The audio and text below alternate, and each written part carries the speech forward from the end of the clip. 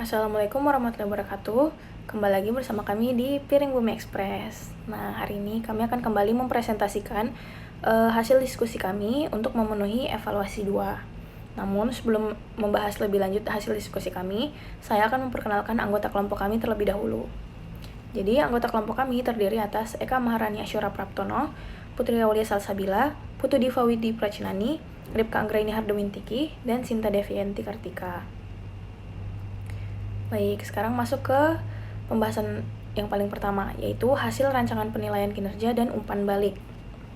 Nah, untuk metode penilaian kinerja, kami memilih metode Graphic Rating Scale, karena bagi perusahaan kami yang relatif baru, metode ini dapat memudahkan penilaian karena hemat biaya dan juga dapat diadaptasi dalam bentuk digital, sehingga pengolahan data dan penilaian kinerjanya juga dapat dilakukan dengan lebih efisien. Selain itu, beberapa posisi dalam perusahaan kami juga lebih mudah dinilai dengan indikator berskala 1-4 untuk mengurangi central tendency. Nah, di sini saya akan menjelaskan tentang grading employee performance. Nah, di sini yang pertama ada STAR atau tipe A. Di sini ada dua hal yang dapat dilakukan untuk mendukung performa kinerja karyawan STAR atau tipe A.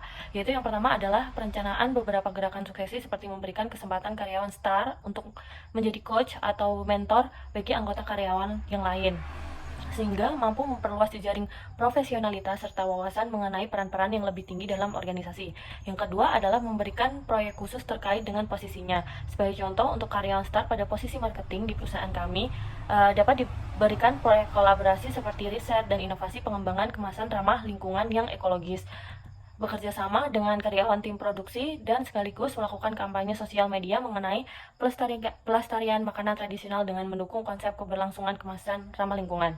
Yang kedua ada kandidat STAR atau tipe B1. Nah, di sini pada karyawan yang berada di posisi kandidat STAR atau tipe B1, kami akan melakukan mentoring pada karyawan tersebut. Mentoring dilakukan agar karyawan dapat membimbing, memberi nasihat, dan memberikan pengetahuan yang baru, sehingga perusahaan kami nantinya akan mendapatkan gambaran yang lebih jelas dari tujuan karyawan di posisi kandidat STAR tipe B1 ini. Dengan begitu, diharapkan karyawan tersebut dapat menyalurkan ide-idenya untuk menciptakan lingkungan yang inovatif bagi perusahaan. Maka dari itu, kami juga akan memberikan penugasan yang lebih besar, challenging, dan yang sesuai dengan kemampuan karyawan, sehingga karyawan tersebut nantinya akan mendapatkan kesempatan untuk menempati posisi yang lebih tinggi di perusahaan. Selain itu, karyawan yang berada di posisi kandidat STAR tipe B1 ini akan melakukan training yang akan membantu karyawan untuk mendapatkan posisi yang lebih baik lagi. Sebagai contoh, pada perusahaan kami, karyawan pada posisi B1 ini memiliki posisi sebagai production and logistik. Maka perusahaan kami akan memberikan mentoring serta training kepada karyawan sesuai dengan posisi yang terkait. Yang ketiga ada kandidat STAR tipe B2. Di sini ada beberapa perencanaan pengembang karir atau kinerja yang kami lakukan untuk karyawan di posisi kandidat STAR tipe B2 diantaranya. Yang pertama, kami akan melakukan sesi coaching individual. Gunanya untuk mengidentifikasi potensi dan peluang pertumbuhan karyawan. Yang kedua, dalam program coaching ini kami akan memberikan pelatihan sesuai dengan kebutuhan karyawan untuk menunjang kinerja di perusahaannya. Setelah kami melakukan beberapa perencanaan tersebut, kami akan tetap melakukan evaluasi coaching secara berkala dan merevisi strategi coaching jika diperlukan berdasarkan dari hasil evaluasi coaching terhadap karyawan. Nah, perusahaan kami melakukan coaching terhadap karyawan QA and QC berupa pelatihan tambahan dalam menggunakan perangkat lunak atau alat analisis data khusus, serta praktik dalam menginterpretasikan hasil analisis. Nah, yang keempat ada career person atau tipe C. Karyawan pada posisi ini terkadang mampu tampil cukup baik, namun seringkali tampil pada level yang lebih rendah, masih belum bisa memenuhi ekspektasi serta tidak terlihat adanya potensi tujuh marginal performance. Jika hal ini tidak diawasi secara lebih, karyawan pada posisi ini mungkin rentan menurun kinerjanya atau bahkan kehilangan pekerjaan. Dalam artian dapat termasuk ke dalam karyawan dengan tingkatan D ataupun E. Oleh karena itu, langkah yang dapat dilakukan terhadap karyawan dengan kategori ini yakni melakukan konseling dengan tipe konseling marginal performance, di mana kita secara terbuka memberi tahu bahwa pekerjaan yang dilakukan oleh karyawan tersebut sudah cukup baik, namun akan lebih baik jika terdapat improvement dalam hasil pekerjaan tersebut. Selain itu, kita juga Selain itu, kita juga dapat membantu karyawan tersebut untuk meningkatkan motivasinya dalam bekerja maupun mengusahakan hal yang karyawan tersebut butuhkan dalam pengembangan kinerjanya menjadi lebih baik. Semisal karyawan tersebut merasa bahwa yang membutuhkan coaching atau mentoring, tak kalah penting, kita juga harus bertanya dan mendengar mengenai pendapat dari sudut pandang karyawan tersebut terkait apa yang mungkin ia rasakan, ia inginkan, bahkan kendala yang mungkin ia alami selama ini yang berakibat minimnya improvement yang ada. Kelima, ada problem person tipe D. Problem employee merupakan karyawan yang sangat berpotensi namun kinerja yang ditunjukkan tidak sebanding. Oleh karena itu, kami akan melakukan evaluasi terlebih dahulu untuk mengetahui alasan yang menghambat individu tersebut untuk menunjukkan potensi secara utuh dan mendapat label problem employee. Apakah karena salah penempatan divisi sehingga kualitas pekerjaan yang buruk, keterlambatan, masalah interpersonal dengan karyawan lain, atau hal lain. Ketika sudah diketahui akar masalahnya, bisa kami terapkan beberapa hal tersebut. Yang pertama, ada konseling, di mana karyawan tersebut dapat mengkomunikasikan permasalahan atau kesulitan yang dirasakan dan mendapatkan umpan balik dari konselor.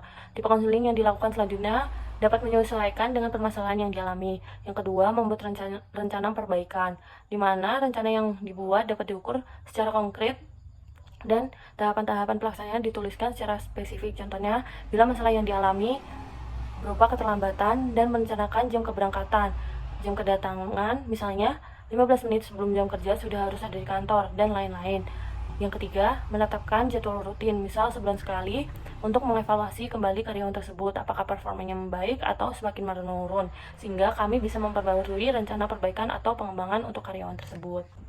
Nah, yang terakhir ada Deadwood atau tipe E. Nah, karyawan yang berada pada posisi ini menandakan bahwa memiliki performa kerja yang rendah, maka perusahaan kami akan melakukan PHK terhadap karyawan tersebut. Selanjutnya adalah hasil rancangan pelatihan karyawan. Berdasarkan grading employee performance yang telah kami lakukan, kami memutuskan untuk melaksanakan program training bagi karyawan tipe B1 atau grading B1 atau kandidat STAR guna untuk mempersiapkan karyawan tersebut untuk menempati posisi yang lebih tinggi di perusahaan. Nah, sebelum kami melaksanakan training tersebut, kami merencanakan program tersebut yang terdiri dari 5 langkah, yaitu tahap pertama yaitu analyze, di mana pada tahap ini kami melakukan analisis terkait dengan kebutuhan pelatihan. Nah, metode yang kami gunakan yaitu interview, yaitu menggali lebih dalam kepada karyawan, menggali informasi yang lebih dalam pada karyawan terkait dengan kesenjangan skill dan performa kinerja karyawan. Selain itu, metode yang kedua yaitu ada performance appraisal, di mana hasil dari penilaian kerja yang telah kami dapatkan sebelumnya menjadi dasar dari analisis kebutuhan pelatihan kami. Tahap yang kedua yaitu tahap desain, di mana pada tahap ini berdasarkan analisis kebutuhan pelatihan yang telah kami lakukan, kami menetapkan tujuan dan materi yang menjadi fokus pada pelatihan nanti. Untuk tujuan dan materi yang menjadi fokus pada pelatihan nanti ini berbeda tiap divisi. Nah, di perusahaan kami itu terdapat 3 divisi yang nantinya akan melaksanakan training. Divisi yang pertama yaitu divisi Production and Logistics, di mana tujuan dan materi untuk posisi ini pada training nanti yaitu seputar pemahaman terkait dengan strategi dan teknik produksi dari tahap perencanaan hingga proses, kemudian ada teknik pengelolaan pengadaan material, hingga pemahaman terkait dengan konsep dan strategi lean manufacturing. Untuk divisi yang kedua yaitu divisi marketing, di mana tujuan dan materi yang menjadi fokus pada pelatihan untuk divisi ini yaitu seputar pemahaman terkait dengan strategi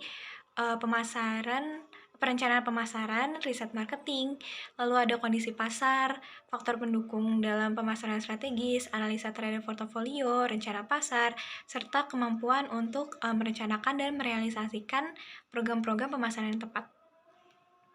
Selanjutnya divisi yang terakhir yaitu divisi QA atau Quality Assurance and Quality Control atau QC, di mana tujuan dan materi pada divisi ini itu seputar pemahaman dan penguasaan terkait dengan teknik pengendalian kualitas, penerapan teknik reliability quality assurance, penerapan teknik incoming and outgoing quality control, dan kemampuan membangun quality standard, quality manual, and quality control plan. Selanjutnya adalah develop. Develop memiliki arti untuk meningkatkan efektivitas program pelatihan dengan memberikan fasilitas pelatihan.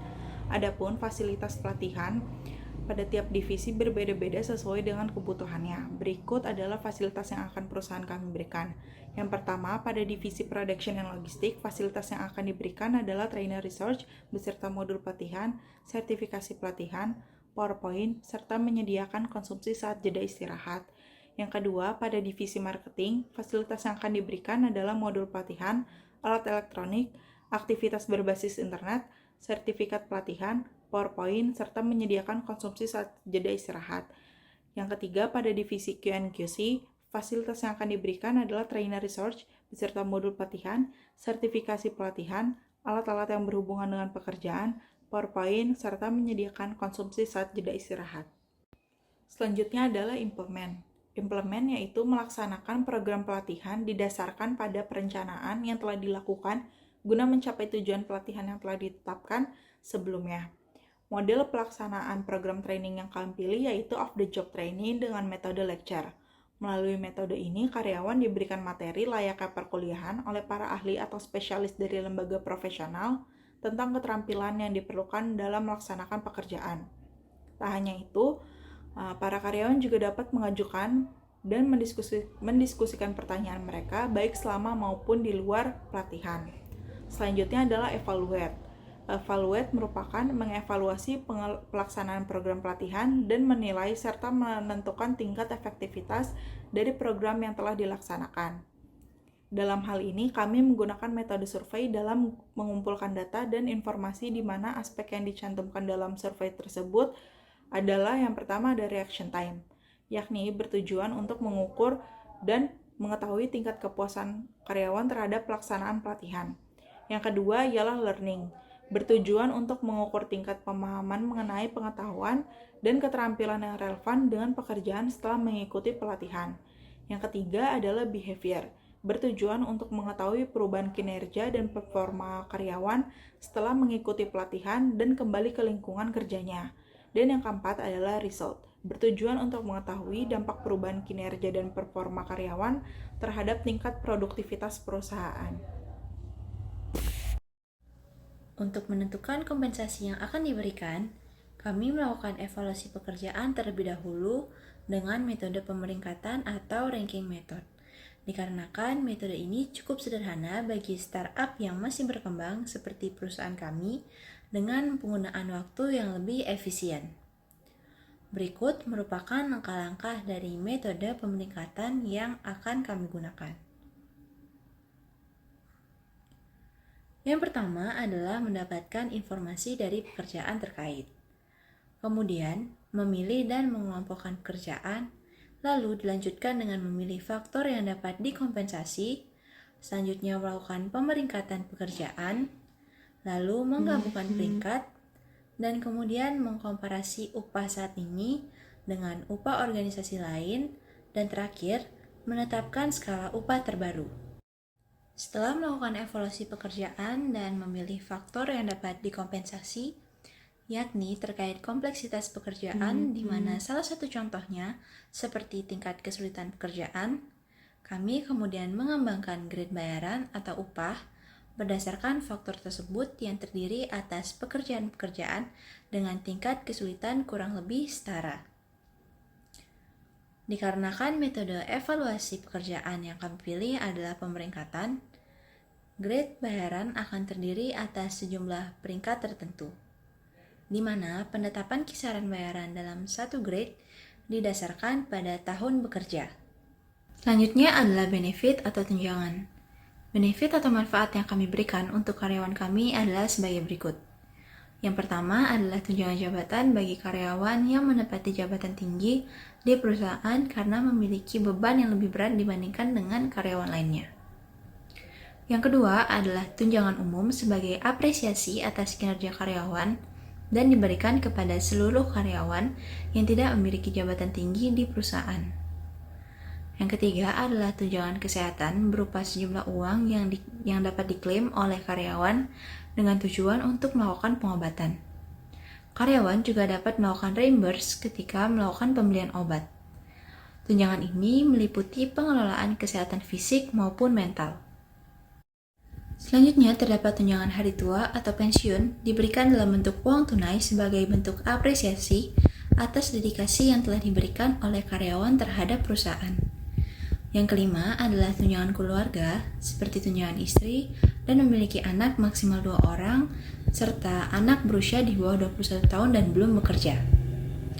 Yang keenam, terdapat tunjangan transportasi seperti uang transportasi terkait biaya bahan bakar fasilitas kendaraan untuk perusahaan, serta fasilitas kendaraan dan biaya akomodasi apabila karyawan ditugaskan untuk bekerja di luar kantor oleh perusahaan.